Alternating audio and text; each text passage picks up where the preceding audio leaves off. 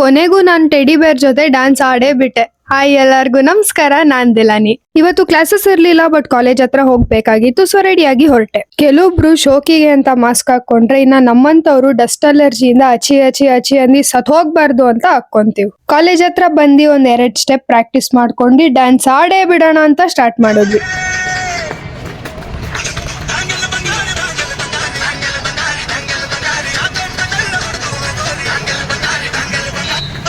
Ground ಬಂದ್ ನೋಡಿದ್ರೆ ಜನ ಸಾಗರ. ಇವತ್ತಂತಾನೆ ಇಂಟರ್ ಸ್ಕೂಲ್ ಕಾಂಪಿಟೇಷನ್ ಇಟ್ಟಿದ್ದಾರೆ. ಬೆಂಗಳೂರಲ್ಲಿರೋ ಮಕ್ಳೆಲ್ಲ ಗ್ರೌಂಡ್ ಅಲ್ಲೇ ಇದ್ರು. ನಾನ್ ಫಸ್ಟೇ ಕಾಂಟೆಂಟ್ ಕಾಯ್ತಾ ಇರ್ತೀನಿ. ನನ್ ಬ್ಲಾಗ್ ಅಲ್ಲೇ ಬಂದು ಈ ತರ ಕಿತಾಪತಿ ಮಾಡಿದ್ರೆ ನಾನ್ ಬಿಡ್ತೀನಾ? ನನಗ್ ಯೂಶಲಿ ಮಕ್ಳಂದ್ರೆ ಇಷ್ಟ, ಬಟ್ ಇವಾಗ ಅರ್ಥ ಆಗ್ತೈತೆ ಚಿಕ್ಕ ವಯಸ್ಸಲ್ಲಿ ಏನಾದ್ರೂ ಇಲ್ದಿರ ನಾಟಕ ಆಡಿದ್ರೆ ನಮ್ ಮನೇಲಿ ಯಾಕೆ ಮೆಟ್ನಲ್ಲಿ ಹೊಡಿಯೋರು ಅಂತ.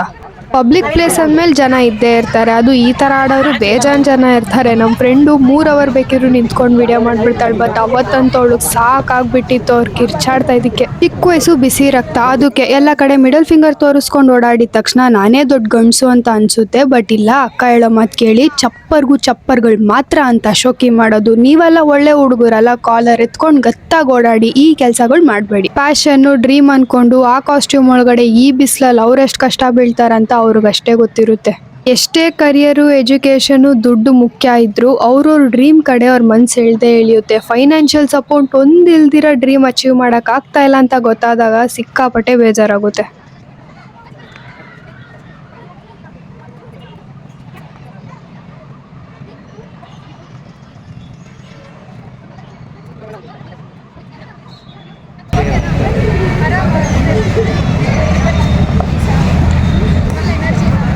ನನಗೂ ಚಿಕ್ಕ ವಯಸ್ಸು ಬಿಸಿ ರಕ್ತ, 20 ವರ್ಷ, ಅದಕ್ಕೆ ಏನ್ ಹೇಳಕ್ಕೂ ಎದ್ರುಕೊಳ್ಳಲ್ಲ. ಶೂಟ್ ಎಲ್ಲ ಮುಗಿಸ್ಕೊಂಡು ಊಟ ಮಾಡಿ ಎಲ್ಲರೂ ಮನೆಗೆ ಹೊರಟ್ವಿ. ಹೋಗ್ಬೇಕಾದ್ರೆ ಬಸ್ಸಲ್ಲಿ ಈ ಕ್ಯೂಟಿ ಸಿಕ್ಕಿದ್ರು. ನಾನು ಸುಮ್ನೆ ಒಳ್ಳೆ ವೈಬಲ್ ಇರ್ತೀನಿ. ನಾ ಸಡನ್ ಆಗಿ ಒಬ್ರು ಬಂದು ನೀವ್ ರೀಲ್ಸ್ ಚೆನ್ನಾಗಿ ಮಾಡ್ತೀರಾ ಬಟ್ ವ್ಲಾಗ್ ಅಲ್ಲಿ ಸಕ್ಕತ್ತಾಗಿ ಮಾತಾಡ್ತೀರಾ ಅಂದಿದ ತಕ್ಷಣ ಫುಲ್ ಬಾಡಿ ಜಿಗಿ. ಅದೇ ಒಳ್ಳೆ ಮೂಡಲ್ ಮನೆಗ್ ಬಂದು ರಿಫ್ರೆಶ್ ಆಗಿ ಸ್ವಲ್ಪ ಎಡಿಟಿಂಗ್ ಇತ್ತು. ಮಾಡ್ಬೇಕಾದ್ರೇನೆ ಸಾಯಂಕಾಲ ನಮ್ಮ ಏರಿಯಾದಲ್ಲಿ ಗಣೇಶ ವಿಸರ್ಜನೆನ ಮಾಡ್ತಾ ಇದ್ವಿ.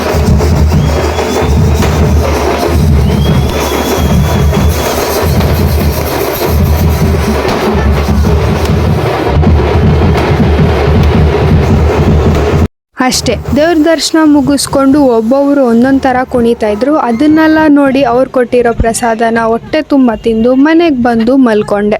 ತುಂಬಾ ಜನಕ್ಕೆ ನಾನು ಹೆಂಗನ ಹಂಗೆ ರೂಢಾಗಿ ಮಾತಾಡ್ತೀನಿ ಅನ್ಸುತ್ತೆ, ಬಟ್ ಇಲ್ಲ, ನಾನ್ ಮಾತಾಡೋದು ಬರೀ ಅನ್ಫಿಲ್ಟರ್ಡ್ ಆಗಿರೋ ರಿಯಾಲಿಟಿ. ಯಾಕಂದ್ರೆ ನಮಗ್ ಆಕ್ಚುಲ್ ಆಗಿ ಏನ್ ಮ್ಯಾಟರ್ ಆಗುತ್ತೆ, ಜನ ಒಪಿನಿಯನ್ ಖಂಡಿತವಾಗ್ಲೂ ಅಲ್ಲ. ನಮ್ಗೆ ಲೈಫಲ್ಲಿ ವೈಬ್ ಅಷ್ಟೇ ಮುಖ್ಯ. ವೈಬ್ ಹಾಳ್ ಮಾಡೋ ತರ ವ್ಯಕ್ತಿನೂ ಬೇಡ, ವಸ್ತುನೂ ಬೇಡ. ಏನ್ ಹೇಳ್ತೀರಾ?